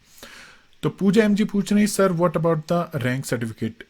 आई थिंक रैंक सर्टिफिकेट अगर आप आपको यूनिवर्सिटी आपको प्रोवाइड करना चाहिए कि यूनिवर्सिटी आपको दे rank certificate. Is it is a form given by DST? No. So आप यूनिवर्सिटी में रैंक होल्डर हैं तो आपको यूनिवर्सिटी जो है वो प्रोवाइड करेगी। और आप किसी कॉलेज से एफिलेटेड हैं तो वहाँ से भी आप ले सकते हैं, और जो डेजिग्नेटेड अथॉरिटी हैं वो भी आपको एक तरह का एफिडेविट दे सकते हैं कि इस कैंडिडेट ने जो है यहाँ पे फर्स्ट रैंक अचीव किया है। तो ये जो है आपका जो जहाँ से आप कोर्स कर रहे हैं, जिस पर्टिकुलर यूनिवर्सिटी इंस्टीट्यूट से कर रहे हैं, वहाँ से आपको मिलेगा। नेक्स्ट ज्योति राखेजा जी पूछ रहे हैं कि candidate having less than 70% mark can also apply. Application के लिए देखिए कोई रुकावट नहीं होती है कि सभी अप्लाई कर सकते हैं, वो फिर रिजेक्ट हो जाएगी। अगर आपको अप्लाई करना, एक्सपीरियंस लेना है तो आप जरूर कीजिए, चांसेस कम है। लेकिन आपको एक किसी भी एक प्रोसेस को अगर आप फॉलो करते हैं तो आपको एक एक्सपीरियंस होता है और उसकी जो है वैल्यू बहुत इंपॉर्टेंट है। आप एक अपने डॉक्यूमेंट फॉर्मेट कर पाएंगे, आप एक प्रोजेक्ट लिख पाएंगे, आप कॉन्टैक्ट जनरेट कर पाएंगे। लेकिन जो है ये देखिए कि 70% जो है मार्क्स जो है एक असेंशियल क्राइटेरिया है, तो आपके चांसेस काफ़ी कम है। और बेशक आप अप्लाई कर सकते हैं, वो आपको उसका आउटकम जो है वो ज़रूर बताएंगे। नेक्स्ट जो है चंचल पिपेरी जी पूछ रहे हैं कि sir I am gold medallist in biotechnology 2019, I want to do PhD through inspire, please guide me in selecting research topic so that chances of selection would increase. So ये एक बहुत इंटरेस्टिंग क्वेश्चन जो है वो चंचल जी ने पूछा है कि टॉपिक जो है वो कौन सा सेलेक्ट किया जाए कि चांसेस बढ़ जाएं। तो दोस्तों ये एक बहुत लंबी इसके ऊपर डिस्कशन हो सकती है और बहुत सारी फैक्टर्स हैं एक टॉपिक को सिलेक्ट करने के लिए। लेकिन शॉर्ट में मैं आपको ये बताऊंगा कि आपका जो एरिया, जिस एरिया पे आप काम करना चाहते हैं, सबसे पहले उसको चूज कीजिए। उसमें किसी रिसर्चर को फाइंड कीजिए जिसका एक इंटरनेशनल एक्सपीरियंस हो और बहुत अच्छी पब्लिकेशन जो है, हाई क्वालिटी पब्लिकेशन जो है उन्होंने की हुई हो। उसके बाद अपना प्रोजेक्ट फॉर्मुलेट कीजिए विद दैट पर्टिकुलर सुपरवाइजर और आपके जो है चांसेस बढ़ जाएंगे। टॉपिक वही होगा जो उस पर्टिकुलर सुपरवाइजर का स्ट्रॉन्ग एरिया है, वो आप लीजिए, उसमें आपको बेनिफिट है क्योंकि वही है आपको ट्रेन करेंगे उस पर्टिकुलर एरिया में, तो वो आपका स्ट्रॉन्ग पॉइंट बन जाएगा। तो इन फ्यूचर हम इस चीज़ के ऊपर डिस्कस करेंगे, अगर आप चाहते हैं तो इसको डिटेल में हम डिस्कस कर सकते हैं। तो अगला जो है क्वेश्चन जो वो पूछा है वो नितिका राणा जी पूछ रहे हैं कि सर एनवायरमेंटल साइंस वाले भी अप्लाई कर सकते हैं, वाले नहीं फिल कर सकते हैं। तो मुझे लग रहा है कि इस क्वेश्चन में ये पूछना चाहते हैं कि एनवायरमेंटल साइंस वाले भी एलिजिबल है या नहीं। तो जी मुझे लग रहा है कि एनवायरमेंटल साइंस का बहुत इंपॉर्टेंट रोल है। DST, department of science and technology का ओवरऑल थीम में उसका एक इंपॉर्टेंट रोल है। वैसे भी बहुत इंपॉर्टेंट साइंस है एनवायरमेंटल साइंस, और ज़रूर आपने मेंशन नहीं किया कि आपके जो हैं मार्क्स कितने हैं, नहीं तो मैं आपको अच्छे ढंग से गाइड कर पाता, और दूसरे क्वेश्चन आपने पूछे नहीं। लेकिन ज़रूर जो है environmental science I think is included in that inspire scholarship subject area. अगला जो क्वेश्चन पूछा है नीतू चौहान जी पूछ रहे हैं कि hello sir, I am a inspire scholar with 83% marks. Very good. देखिए मैं आपको मैंने जो अभी तक कमेंट पढ़े हुए हैं जिनका मैं आंसर कर चुका हूं, तो बहुत ही इंटेलिजेंट जो है बच्चे और स्टूडेंट्स जो है वो मैं देख रहा हूं कि इस अपॉर्चुनिटी के लिए वेट कर रहे हैं, कि उम्मीद है जल्दी जो है डीएसटी इस पर्टिकुलर अपॉर्चुनिटी को ओपन करेगी। और पढ़ते हैं ज़रा क्वेश्चन। इसमें 83% in master but not first rank holder unfortunately. तो 83% बहुत बढ़िया आपने मार्क्स अचीव किए हैं। फर्स्ट रैंक होल्डर तो यही रहता है कि थोड़े से मार्क्स से ऊपर नीचे हो जाता है। मैं ऑलरेडी डिस्कस कर चुका था कि मैंने आपको बताया था कि देखिए ऐसा रहता है कि कुछ लोग जो होते हैं वो थोड़े से कई बारी मार्क्स आगे ज़्यादा हो जाते हैं, उस वजह से आपके जो हैं वो रैंक जो है उसमें फ़र्क पड़ जाता है। लेकिन फर्स्ट रैंक का एक इम्पैक्ट तो रहता ही है। देखिए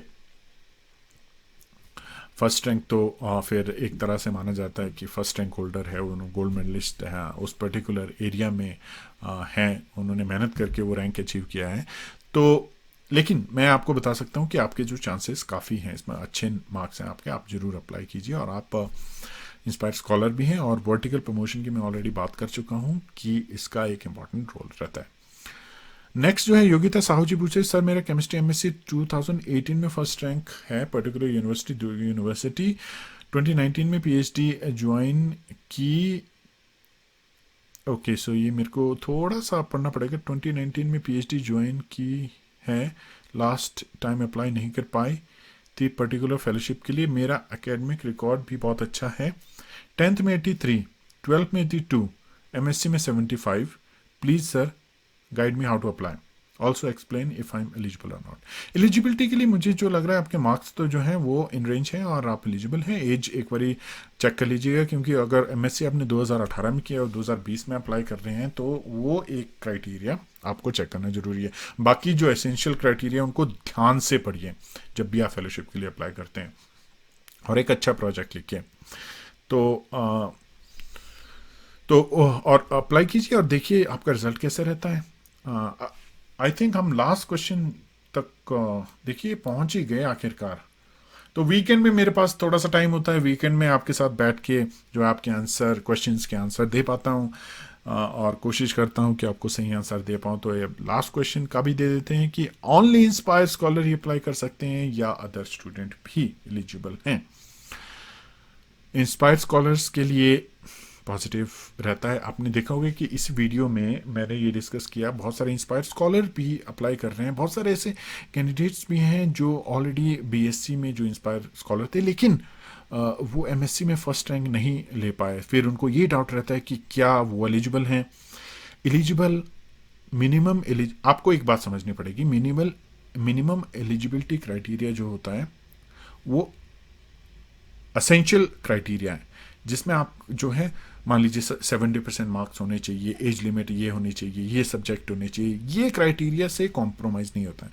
और जो डिज़ायरेबल होते हैं, जैसे अगर आप इंस्पायर स्कॉलर हैं, डिज़ायरेबल हैं, अगर आप फर्स्ट रैंक होल्डर हैं, तो वो अगर डिज़ायरेबल में है तो आपकी जो है तो वो जो नॉन रैंक होल्डर्स हैं वो भी अप्लाई कर सकते हैं, हालांकि उनके चांसेस कम होते हैं क्योंकि डिज़ायरेबल में उन्होंने वो चीज़ लिख ली है, तो एक तरह से कैटेगराइज कर लिया उन्होंने। लेकिन अगर आपकी किस्मत अच्छी रही और आप मेहनती हैं और आपने दिखाया ओवरऑल आप जो है एक पोटेंशियल कैंडिडेट और आपके पास सीट्स हैं अवेलेबल हैं, तो आपको जो है काफ़ी चांसेस हो जाते हैं। लेकिन किस तरह से ये मैकेनिज्म होता है, किस तरह से वो सिलेक्शन होता है, किस तरह से उनको स्पेसिफिक मार्क्स दिए जाते हैं और उनका फाइनल सिलेक्शन होता है, ये स्टिल जो है डीएसटी ही डिसाइड करती है।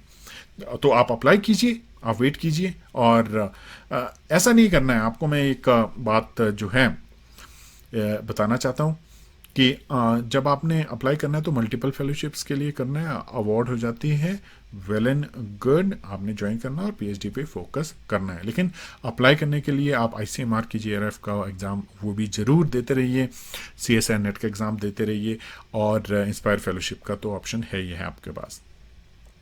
तो जहाँ तक मैं देख रहा हूँ दोस्तों कि आपने जो क्वेश्चन पूछे हैं बहुत ही वैलिड और बहुत ही इंपॉर्टेंट क्वेश्चन पूछे हैं। इसी तरह के क्वेश्चन जो हैं वो मेरे भी दिमाग में आए थे जब मैं अप्लाई कर रहा था, और बहुत सारे क्वेश्चन का जो है वो मैंने कोशिश की है कि आपको सही ढंग से आंसर करूँ मैं, और उम्मीद है कि आपको थोड़ा सा मैं गाइड कर पाया हूँ, थोड़ी सी इन्फॉर्मेशन अपनी तरफ से जितना भी मैं दे सकूँ वो दे पाया हूँ। और अगर आप जो हैं जितने भी लोग आप यहाँ पे कमेंट सेक्शन में लिख रहे हैं, अगर एक ईमेल भी करेंगे और डीएसटी को रिक्वेस्ट करेंगे कि वो थोड़ा सा इस फेलोशिप के बारे में अपडेट करे, क्योंकि इस फेलोशिप में दोस्तों ऐसा है कि एज का रहता है। अगर डिले होता है तो 1-2 दिन या महीने का फ़र्क होता है, तो फ़र्क पड़ जाता है स्टूडेंट्स की एज के ऊपर। तो उम्मीद है कि वो जल्दी डीएसटी इसको ओपन करेंगे, और भी अलग अलग अपॉर्चुनिटीज़ जो हैं वो गवर्नमेंट ऑफ इंडिया जो है स्टूडेंट्स के लिए लेके आएंगी। इसी तरह की फेलोशिप और भी आएंगी, और स्टूडेंट्स को पीएचडी हायर एजुकेशन करने का मौका मिलेगा, क्योंकि हायर एजुकेशन ही इम्पॉर्टेंट है दोस्तों। एक टाइम था जब पीएचडी ऐसे देखा जाता था कि बहुत कम लोग होते थे जिन्होंने पीएचडी कंप्लीट, बहुत ही अलग तरह के लोग माने जाते थे कि देखो इन्होंने पीएचडी की हुई है, ये इन्होंने बहुत ही बड़ी डिग्री की हुई है। उस वक्त पीएचडी करना वाकई ही बहुत मुश्किल था, क्योंकि अगर आप ये देखें कि आपको जो है लाइब्रेरी में जाना है, वहाँ से जर्नल निकालने हैं, उनको पढ़ के करना है। आजकल आपके पास सब कुछ अवेलेबल है, ऐसे ऐसे टूल्स अवेलेबल हैं, ऐसी चीज़ें अवेलेबल हैं। तो आज की डेट में जो है पीएचडी जो है एक इम्पॉर्टेंट एजुकेशन बन के रह गई है, एक असेंशियल एजुकेशन बन के रह गई है। और पीएचडी में आप बहुत सारी चीज़ें सीखते हैं, एक रिसर्च ओरिएंटेड माइंड आपका आता है और डिटेल ओरिएंटेड होते हैं। आपने देखा होगा कि मैं कोशिश करता हूँ कि एक एक क्वेश्चन का आंसर दे सकूँ, क्योंकि सभी के क्वेश्चंस जो हैं इंपॉर्टेंट है। सभी जो हैं जो सब्सक्राइब करते हैं चैनल को, एक उम्मीद से करते हैं कि उनके जो क्वेश्चंस हैं उनको आंसर कर पाएँ। तो इसीलिए इस तरह के एटीट्यूड डेवलप करते हो आप अपने पीएचडी में, डिटेल ओरिएंटेड होते हो और कोशिश करते हो कि ऐसी जो इन्फॉर्मेशन आप प्रोवाइड करें जो कि सभी के लिए हेल्पफुल हो। तो ये अब जो पीएचडी के बारे में बात कर रहा था कि अब जो है एक तरह से बहुत बड़ी चीज़ बन के नहीं रह गई है पीएचडी करना। एक नॉर्मल बात है और इसको नॉर्मली लीजिए, और कोशिश कीजिए कि आप ये जो है अपना प्रोजेक्ट पीएचडी का कंप्लीट करें और जल्दी जल्दी करने की कोशिश कीजिए। ज़्यादा इसको डिलीट मत कीजिए, क्योंकि आगे की जो एलिजिबिलिटी रिक्वायरमेंट्स होती हैं वो फिर आप मिस कर सकते हैं। देखिए, जैसे मेरे केस में हुआ था कि इंस्पायर फैकल्टी की जो एज लिमिट थी वो एक्सटेंड जो है वो हो गई थी मेरे पीएचडी से, क्योंकि मुझे अपनी पीएचडी कंप्लीट करने के लिए ओवरऑल 4 से 5 साल लग गए थे टोटल, जिसमें मैं जब तक सारे जो है वो कंपाइल नहीं कर पाया था। बहरहाल, तो उसमें जो है आगे की जो एज लिमिट रहती है वो, अगर इंस्पायर फैकल्टी के लिए आप अप्लाई करना चाहते हैं तो वो 32 ईयर्स होती है। तो आपको पहले से ही इन चीज़ों के बारे में ध्यान में रखना है कि अगर आप पीएचडी में ज्वाइन करना चाहते हैं, स्कॉलर हैं, आपने देखना है कि इंस्पायर फेलोशिप में मुझे कितना टाइम लगेगा ताकि मैं जल्दी से जल्दी फैकल्टी के लिए रेडी हो जाऊं। तो आपका एक स्मूथ ट्रांजिशन जो है दूसरी फेलोशिप्स के लिए होता है। बहरहाल, तो वो दूसरी चीज़ों में डिस्कस करेंगे, लेकिन यहाँ पे मैं अब दोस्तों कंक्लूड करना चाहता हूँ और आपका धन्यवाद देना चाहता हूँ, थैंक यू करना चाहता हूँ आपको। और thank you very much for participating in the video. Comment section में आपने बहुत इंपॉर्टेंट क्वेश्चन पूछे हैं, और आप हेजिटेट ना रहिए। अगर आपको कोई इशू है आप मुझे ईमेल कर सकते हैं, अगर आपको लग रहा है कि आपने जो है वीडियो कमेंट सेक्शन में नहीं देना है। यूजुअली क्या होता है कि अगर आप कमेंट सेक्शन में दें तो एक तरह से वो चैनल जो होता है यूट्यूब में इस तरह आता है कि इसमें लोग ये जो कंटेंट है इसमें लोग एंगेज हो रहे हैं, तो उस तरह से चैनल के लिए बेनिफिट रहता है। तो मैं ये उम्मीद करूँगा कि आप यहाँ भी क्वेश्चन पूछें, और अगर कुछ और आपने जो डिटेल में पूछना है तो आप सेपरेट ईमेल मुझे कर सकते हैं दोस्तों। तो उम्मीद है दोस्तों कि आज के सेशन में, लंबे सेशन में, हमने डिस्कशन अच्छे से की होंगी। बहुत सारी चीज़ें देखिए मैं नहीं जवाब दे पाया आपको, उसमें आप मुझे माफ़ कीजिए। मैं आपकी बहुत सारे क्वेश्चंस को जो है वो क्लैरिफाई नहीं कर पाया, लेकिन जितनी मेरी इन्फॉर्मेशन और नॉलेज है उतना ही मैं आपको बताऊंगा। और ये सारी जो इन्फॉर्मेशन है वो मैं आपको दे रहा हूँ, और ये जो इन्फॉर्मेशन है ये किसी भी एजेंसी से, गवर्नमेंट एजेंसी से रिलेटेड या उनके थ्रू नहीं है। तो ये सिर्फ आपके और मेरे बीच में डिस्कशन है, और मैं आपको ये अपना एक्सपीरियंस शेयर कर रहा हूँ। तो दोस्तों, उम्मीद है कि आप जो है बने रहेंगे चैनल के साथ। आगे भी जो आपके जो अलग अलग कमेंट्स होंगे अलग अलग वीडियोस के ऊपर, उन पे मैं डिटेल एक वीडियो बनाऊंगा और कोशिश करूंगा कि इस तरह से आपके साथ इंटरेक्ट कर पाऊँ। और अगर आप चाहते हैं कि आपके कमेंट का जो है इस तरह से डिस्कशन करूं मैं, तो आप ज़रूर जो है कमेंट पोस्ट कीजिए। स्पेशली मैं इस तरह से जो है वीडियोस वो कमेंट जो आंसर देता हूँ जिसमें बहुत सारे डाइवर्स कमेंट जो हैं वो मुझे देखने मिलते हैं और मुझे लगता है कि इस पे जो है अब डिस्कशन होनी चाहिए। तो थैंक यू दोस्तों, आपका साथ मिला और उम्मीद है कि आपका साथ बना रहेगा। और आप जो वीडियोस मैं बना रहा हूँ, थोड़ा एजुकेशन रिलेटेड कंटेंट बना रहा हूँ, उसको भी सपोर्ट करेंगे, देखेंगे उसको। क्योंकि कई बार क्या होता है, जब आप इस तरह का पॉजिटिव और एजुकेशनल कंटेंट देखते हैं तो वो आपके दिमाग में रह जाता है। और आप मानिए ना मानिए, आज की डेट में जो है मल्टी डिसिप्लिनरी साइंस को ही प्रमोट किया जा रहा है। तो अगर आप देख लेते हैं उन वीडियोस को, उनसे नॉलेज आपको मिलता है और आपको जो है रिसर्च करनी है तो आपके लिए ये कहीं ना कहीं फ़ायदेमंद ही होंगे। तो विद दैट नोट दोस्तों, कंक्लूड करता हूँ मैं आज का वीडियो और उम्मीद करता हूँ कि आगे भी आप इस तरह के कमेंट आप देते रहेंगे। और अगर आपको मेरे जो आंसर से हैं कुछ क्वेश्चन रेज हुए हैं तो इस वीडियो के कमेंट सेक्शन में आप वो जो है पर्टिकुलर क्वेश्चन पूछना ना भूलें। और हम ये डिस्कशन दोस्तों कंटिन्यू रखेंगे और मैं पूरी कोशिश करूंगा आपको अच्छे ढंग से गाइड कर सकूं। लेकिन यही है ना दोस्तों कि आपको जो है क्वेश्चन, आप क्या क्वेश्चन पूछ रहे हैं, तो टारगेटेड क्वेश्चन पूछिए आप। अगर उसमें डिटेल आप प्रोवाइड कर पाएंगे तो वो मैं ज़्यादा अच्छे से उसका आंसर दे पाऊंगा। तो दोस्तों बहुत बहुत धन्यवाद और मिलेंगे अगले वीडियो में जहाँ पे हम इसी तरह की बातें जो हैं डिस्कस करेंगे। नमस्कार दोस्तों।